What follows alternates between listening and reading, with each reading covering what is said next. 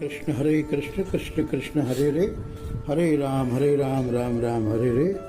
महापुरुषों के वचनों से और उनके पुस्तकों से, उस साहित्य से जो हम लोग पठन पाठन कर रहे हैं, देखो भाई, एक बहुत ही महापुरुषों की बात बताई हुई है कि भीतर में लोभ न हो तो आवश्यक वस्तु अपने आप प्राप्त होती है, क्योंकि वस्तु का लोभ ही वस्तु की प्राप्ति में बाधक है।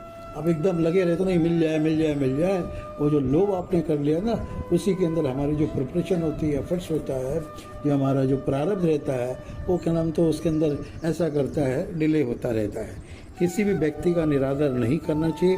निरादर करने से वास्तव में अपना ही निरादर होता है, क्योंकि सब जगत ईश्वर रूप है। सामने जो खड़ा है, चाहे वो रिलेशन में है, चाहे आगंतुक है, अतिथि है, किसी का अनादर नहीं होना चाहिए। भारतवर्ष में जन्म लेकर भी मनुष्य भगवान में न लगे, यह बड़े आश्चर्य और दुख की बात है, क्योंकि भारतवर्ष में जन्म मुक्त होने के लिए ही होता है। इसलिए देवता भी भारतवर्ष में जन्म चाहते।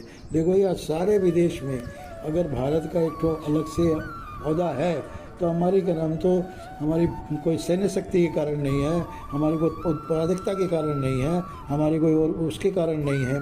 हमारे सिर्फ एक ही कारण है, तपो भूमि है, देव भूमि है। यहाँ जितने सारे अवतार हमें जो मिले हैं आज तक, सबका यहीं पे क्या नाम तो अवतार हुए हैं। तो धर्म का मूल है स्वार्थ का त्याग और दूसरे का हित। धर्म के अनुसार खुद चले, इसके समान धर्म का प्रचार कोई नहीं है। कभी प्रचार करने की दरकार ही नहीं है। आप खुद ही एक चलते फिरते एकदम प्रचारक हो जाओगे। आशीर्वाद दीजिए, ऐसा न कहकर आशीर्वाद पाने का पात्र बनना चाहिए। वर्तमान का ही सुधार करना है। वर्तमान सुधरने से भूत और भविष्य दोनों सुधर जाते हैं, अपने आप सुधर जाते हैं। क्योंकि आपका वर्तमान सुधर हुआ है, तो आप पास्ट में किसी को गलती नहीं देखोगे कि हमारे पूर्वजों ने ठीक नहीं किया, या हमारे कोई शासक ने ठीक नहीं किया, कि ऐसा हो गया वो हो गया। कि आपने समझ दिया होगा जिन कारणों से, जिन विषयों पर, जिनका नाम तो अपने उनके पास भी जो वो रहा होगा, क्या नाम विषय प्रणाली रही होगी, उन्होंने अपने हिसाब से बढ़िया ही बढ़िया किया है। दुखी व्यक्ति ही दूसरे को दुख देता है, पराधीन व्यक्ति दूसरे को अपने अधीन करता है। अज्ञानी तो बीते हुए को स्वप्न की तरह मानता है, पर ज्ञानी विवेकी वर्तमान को स्वप्न की तरह मानता है। वस्तु का महत्व नहीं है, परंतु उसके सदुपयोग का महत्व है। भगवान की आवश्यकता का अनुभव करना ही प्रार्थना है। असत वस्तु का लोभ तो असत वस्तु की प्राप्ति में बाधक है। देखो भाई, पर सत का लोभ सत की प्राप्ति में साधक है। शरीर निर्वाह संबंधी हर एक कार्य में सावधानी रखनी चाहिए कि समय और वस्तु कम से कम खर्च हो। पर प्रकृति की अधीनता पराधीनता है, और पर की भोगों की अधीनता परम पराधीनता है। स्वरूप की अधीनता स्वाधीनता है, और स्वकी की अधीनता परम स्वाधीनता है।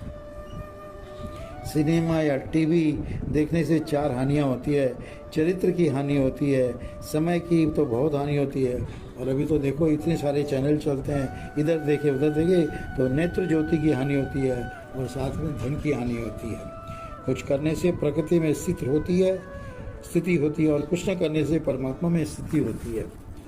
जैसे जल के स्थिर शांत होने पर उसमें मिली हुई मिट्टी अपने आप नीचे बैठ जाती है, ऐसे ही वाणी मन बुद्धि से चुप शांत क्रिया रहित होने पर सब विकार अपने आप शांत हो जाते हैं। अहम गल जाता है और वास्तविक तत्व का अनुभव हो जाता है। जो खुद भले नहीं है, जिनका स्वभाव भलाई करने का नहीं है, उन्हीं को ऐसा दिखता है कि आज भलाई का जमाना नहीं है। जब तक मनुष्य को दूसरे की अपेक्षा अपने में विशेषता दिखती है, दिन भर मैं, तब तक वो साधक तो हो सकता है, पर सिद्ध नहीं हो सकता। परमात्मा प्राप्त है और संसार प्रतीति है। जो मिलता है वो पर दिखता नहीं है, उसको प्राप्त कहते हैं। और जो दिखता है पर मिलता नहीं है, उसको प्रतीति कहते हैं। और प्राप्त को ही पर्याप्त समझो। हरे कृष्ण कृष्ण कृष्ण हरे रे, हरे राम राम राम हरे रे। One. Subscribe now and press the bell icon. Never miss an update.